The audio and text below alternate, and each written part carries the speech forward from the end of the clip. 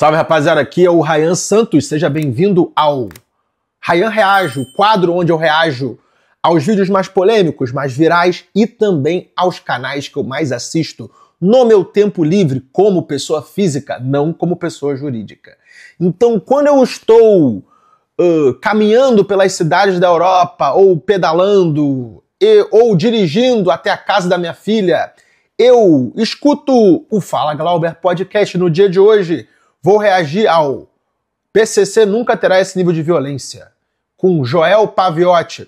Se eu não me engano, o Joel Paviotti é a voz por trás do Iconografia da História, que é um senhor canal. Antes da gente entrar no vídeo, eu te peço encarecidamente para dar o like e se inscrever nesse canal. Não estou te vendendo livro, não estou te vendendo curso, não estou colocando link de cassino para você perder o seu dinheiro lá e eu ficar com 50% das suas perdas. Não, eu só te peço para dar o like e se inscrever, porque aí você me ajuda a chegar à minha meta de 400 e todo mundo fica feliz e eu continuo gravando vídeo bom de react aqui. Vamos aprender sobre os cartéis do México com Joel Paviotti. Pode dizer de semelhança com o Brasil ou não? Tá, vou entrar num contexto histórico aqui pra gente entender, tá? Até os anos 70, o entorpecente da vez era a erva, tá? E a erva era produzida em vários locais. E a erva era produzida no México também. Então os caras já tinham uma rota da erva pros Estados Unidos lá dentro do México. E a hora que a maré muda e começa o consumo de pó, principalmente nos Estados Unidos, os caras já têm essa rota feita pra fazer esse trajeto entre o México e os Estados Unidos. E aí, cara, os cartéis do México, muita gente acha que não, mas os cartéis do México e os cartéis colombianos, eles nascem na mesma época. Por que as pessoas têm de cronologia? Elas acham que nasceu primeiro os colombianos, as colombianas não deram conta de exportar o pó, e aí os mexicanos fazem esse tipo de trabalho. Não é verdade. Eles nascem muito perto um do outro. O cartel de Medellín é lá de 66, 77, e o Miguel Ángel Félix Gallardo, ele começa a montar o cartel de Guadalajara em 1978, 79. Então os cartéis mexicanos, eles são organizações que dominam a produção desde o princípio até colocar numa biqueira lá nos Estados Unidos. Que é a época de discoteca e de cocaína, cara. Final dos anos 70, embalos de sábado à noite, disco music e coca.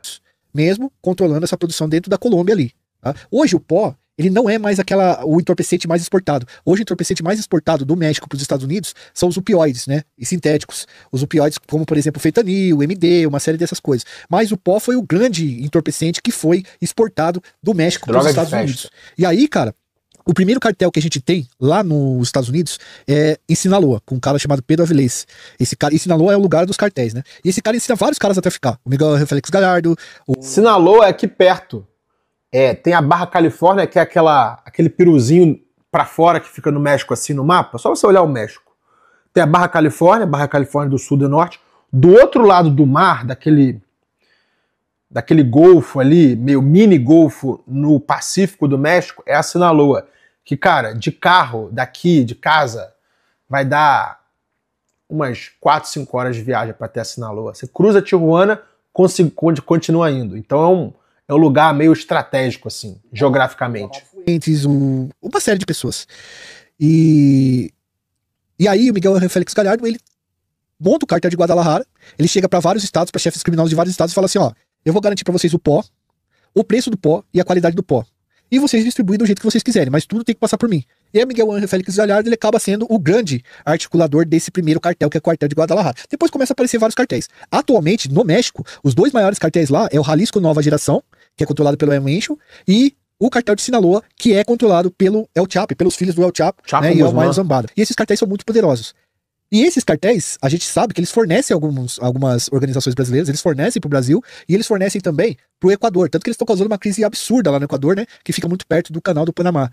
Então essas facções criminosas E aí, eu acho que a principal diferença entre os cartéis mexicanos e as facções brasileiras é que assim, ó, o que o cartel mexicano faz? Eu sou Jalisco Nova Geração. O Mano Walter quer trabalhar comigo, né? O exemplo tem que ser com ele. O Mano Walter quer trabalhar comigo. Eu sou um cartel mexicano. O Mano Walter quer trabalhar comigo. O que eu falo pro Mano Walter? Mano Walter, você vai montar uma biqueira, certo? E você vai vender o meu produto. Beleza? Então vou mandar embaladinho pra você, como se fosse Coca-Cola, tudo certinho, vou garantir preço, vou garantir qualidade, vou garantir chegar pra você. Se alguém quiser tomar a sua boca, a sua biqueira, eu vou colocar minha tropa de elite pra não deixar acontecer isso aí. Fala comigo e eu resolvo. Já era. O seu problema é só vender. Exatamente. Você vai botar uma placa aqui, ó, Jalisco Nova Geração, você tá vendendo pra mim. Eu vou ficar com 30% do que você faz e eu vou te dar todo isso tudo que você precisa da marca. E aí, cara, os caras montam tropas de elites absurdas, assim, com blindados, com bloqueador de sinal, com armas de última geração, pra garantir isso daí, entendeu? Então, a principal diferença é essa. O cara te dá toda a estrutura pra você traficar o negócio pra ele, entendeu? Coisa que as facções brasileiras, elas acabam não fazendo, tá? Sim. Então, acho que as principais diferenças dessa questão do cartel é isso. Mas assemelha um pouco com São Paulo, não? Com o PCC? Cara, No momento que... Tudo bem que não tem essa questão da concentração, mas tem uma disciplina, né? Você fala comigo e eu vou resolver.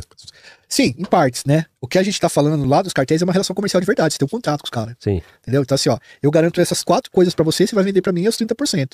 Aqui, o comando vai deixar você fazer a tua biqueira lá e tal, você vai ser a biqueira dele e você vai responder direto pros caras, né? Mas lá é uma coisa muito mais comercial, contratual mesmo e de filial de verdade, sabe? E a mercadoria é só deles, né? Aqui o cara pode ter a sua própria mercadoria. O cara pode buscar. Isso. Sim. Então, o cara fala assim, ó, a gente é a Jalisco nova geração, a gente tem uma qualidade garantida e um preço garantido. Se você vai pegar da gente, você vai vender isso aqui.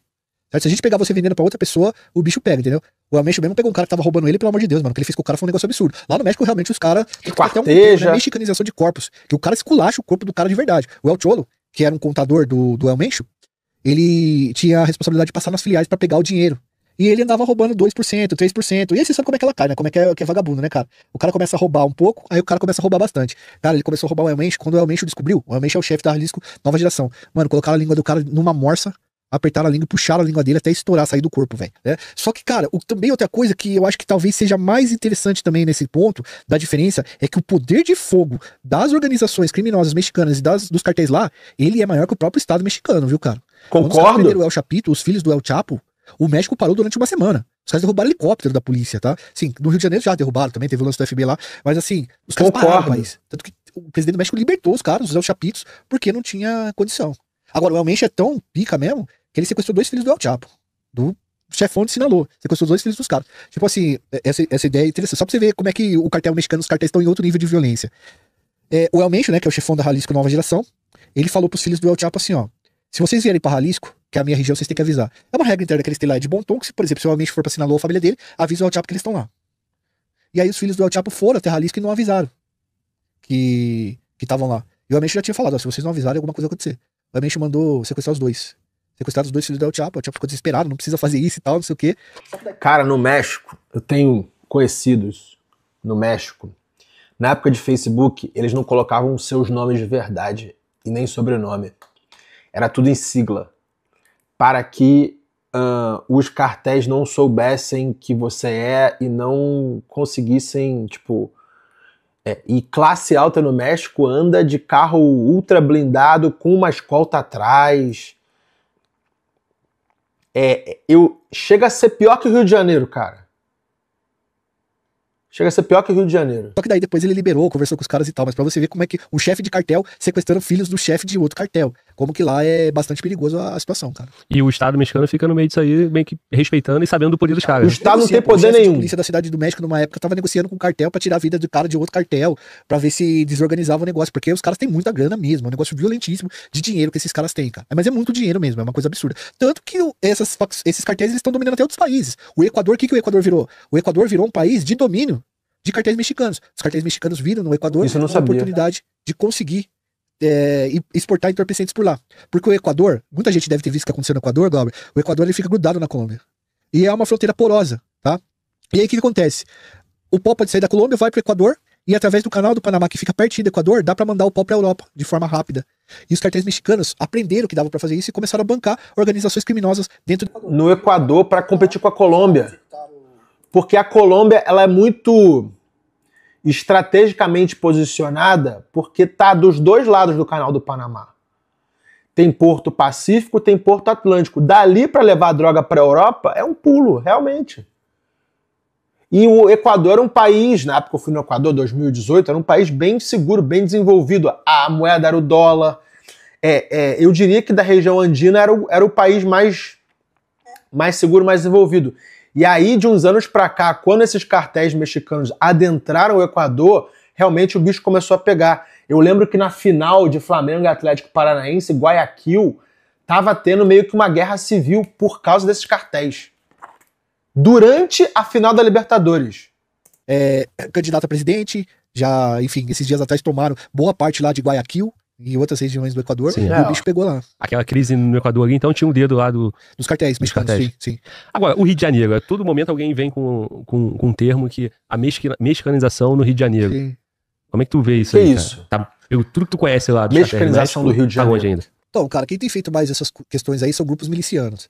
Os grupos milicianos têm essa parada meio da violência gráfica, sabe? De você tirar a vida do cara e mostrar o que seria uma espécie de pedagogia da violência. Que eles chamam, né? Tortura. É você tentar usar o corpo do cara para que as pessoas não façam esse tipo de coisa. Bota a cabeça do cara lá na rua. Uma espécie de... Olha o poder que a gente tem de poder fazer isso com o cara e com o corpo do cara, saca? Então, ali no Rio de Janeiro, acontece, mas aqui em São Paulo tem acontecido também. O primeiro comando tem feito algumas coisas assim que dão essa demonstração. E é uma demonstração de poder, né, mano? Não mexe com a gente que isso aí pode acontecer com você. Mas no México é muito maior, né? No México os caras penduram o corpo de ponta cabeça numa ponte onde passa a criança pra ir pra escola. É um negócio sinistro demais por lá. Isso, assim, tu falando isso, talvez isso aconteça dentro de uma comunidade no Rio de Janeiro, mas isso não vai para as vias públicas, assim, né? De acesso de imprensa e tal. Então, assim, o Rio de Janeiro, há muito tempo, tinha o tal do Tribunal do Crime, o acerto de contas, de botar dentro do pneu, de queimar a pessoa viva. Isso tem um impacto, a gente sabe que isso existe. Agora, isso, de repente, no centro da cidade do Rio de Janeiro... não é no posto 5, isso, é no Leblon. Copacabana, na praia. Não é lá, os caras não penduram o corpo lá, entendeu? O impacto é outro. Já no México vai ter isso no local, assim... No portal da cidade, na entrada da cidade vai ter um corpo lá pendurado. Sim, é por aí, né? É por aí. Tá mais... Os caras lá estão mais, assim, ousados. Disputam mais com o Estado. Afrontam o Estado o tempo todo. Disputam mais com o Estado. Sim. Como que você vai pegar um corpo de um cara e pendurar ele de ponta cabeça sem a polícia ver? O cara fala, não, eu consigo fazer isso. A mexicanização do Rio de Janeiro. O cara mostra aquilo lá, o cara fala, putz, se o cara faz isso com a pessoa... Bom, vou parar esse corte por aqui. Eu quero saber o que você acha dessa tal mexicanização do Rio de Janeiro. Se você tem informação aí de que realmente o que é pior, Brasil, México, Colômbia. E é isso. Eu te peço aí para dar um like e se inscrever nesse canal. Tamo junto. É só o começo.